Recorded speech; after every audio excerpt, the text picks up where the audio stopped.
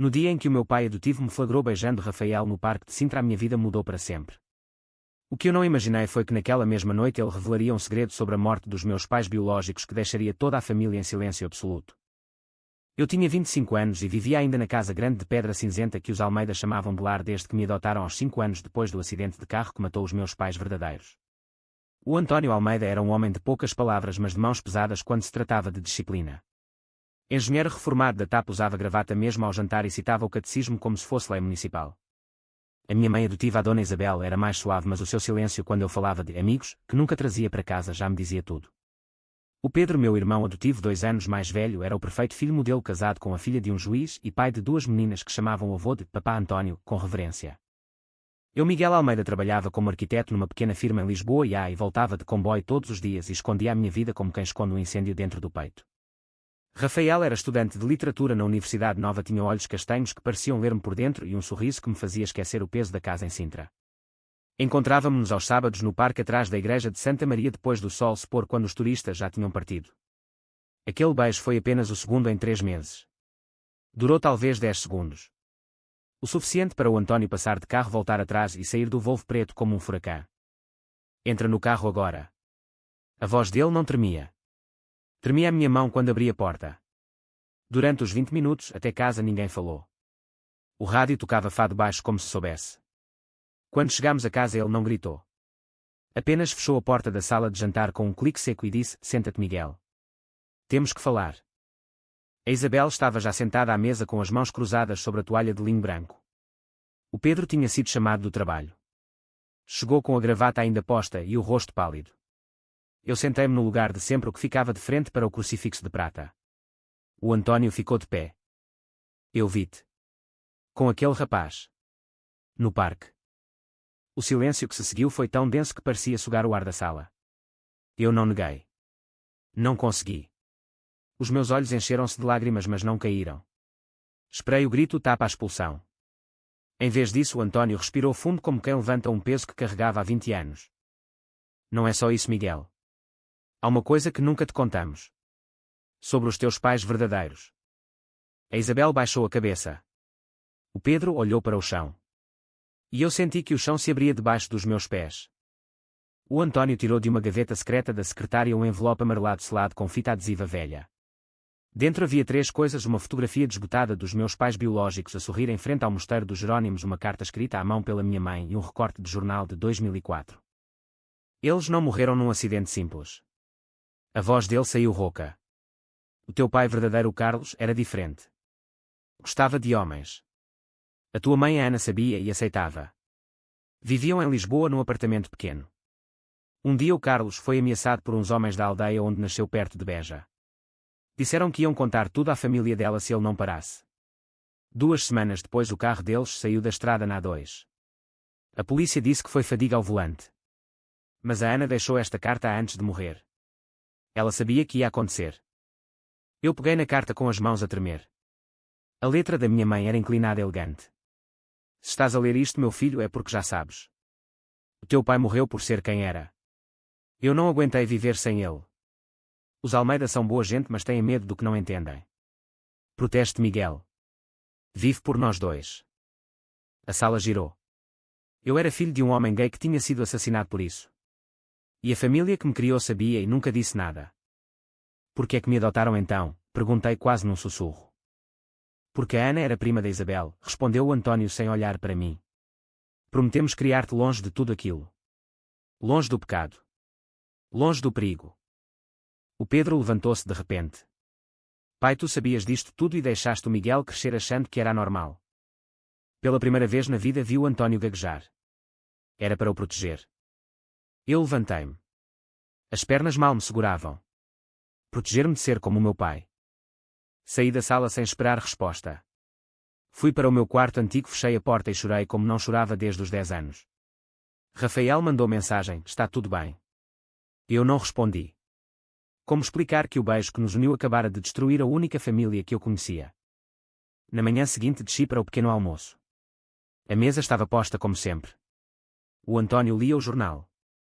A Isabel servia o café. Parecia que nada tinha acontecido. Mas tudo tinha mudado. Decidi ir a Lisboa naquele mesmo dia. Disse que tinha reunião na firma, mas na verdade marquei encontro com Rafael na esplanada do Chiado. Contei-lhe tudo entre um expresso e lágrimas que não conseguia conter. Ele ouviu em silêncio, segurando a minha mão por baixo da mesa onde ninguém via. Tu não és o erro deles, Miguel. És o filho que eles não souberam amar. Passámos a tarde a caminhar pela Baixa. Ele falou-me da própria família em Braga que o aceitara aos 17 anos depois de uma crise parecida. Mostrou-me fotos antigas do pai dele a sorrir com o companheiro de 20 anos. Pela primeira vez senti que não estava sozinho. À noite voltei a Sintra, mas não entrei em casa. Fui ao cemitério onde estavam enterrados os meus pais verdadeiros. O António tinha-me levado lá uma vez quando eu tinha 12 anos, mas só agora entendia o significado das datas tão próximas. Procurei o túmulo à luz do telemóvel. Carlos e Ana Mendes, de 1975 a 2004. Juntos para sempre. Sentei-me no chão frio e falei com eles pela primeira vez. Contei do Rafael, do trabalho, do medo que sentia todos os dias. Quando voltei para casa, o António estava à espera na cozinha com um copo de vinho tinto. Não te vou pedir desculpa por ter tentado proteger-te, disse ele.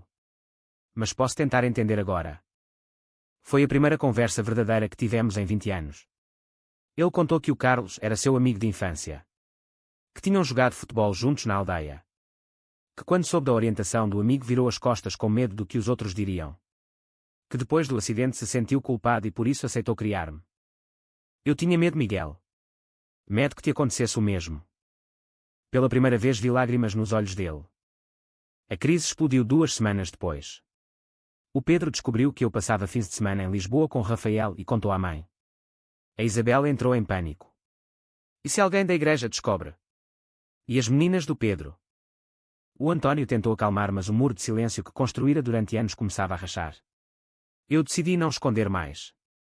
Levei Rafael a jantar em casa num sábado. A tensão era palpável.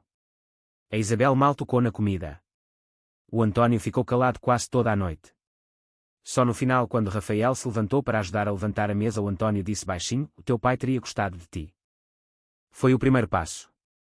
Mas a verdadeira tempestade veio quando a firma onde eu trabalhava sob da minha orientação através de um colega que me viu com Rafael no metro. O chefe chamou-me ao gabinete. Não é pessoal, Miguel. É a imagem da empresa. Fui despedido com 2 meses de indenização. Voltei para casa destroçado. O António encontrou-me sentado no jardim com a carta da minha mãe na mão. Sentou-se ao meu lado. Eu também perdi o emprego uma vez, disse ele. Por causa de uma denúncia anónima na fábrica. Disseram que eu protegia comunistas. Perdi tudo. Mas reconstruí. Tu vais reconstruir também. Pela primeira vez senti que ele me via não como um problema, mas como um homem. O sacrifício maior veio quando a Isabel teve um problema cardíaco depois de uma discussão violenta com o Pedro, que a acusara de ter escondido a verdade todos aqueles anos. No hospital, enquanto esperávamos notícias, o António segurou a minha mão pela primeira vez desde que eu era criança. Se ela não resistir, eu não quero perder mais ninguém. Rafael veio de Lisboa e ficou comigo a noite inteira na sala de espera. Quando a Isabel acordou, pediu para falar comigo a sós.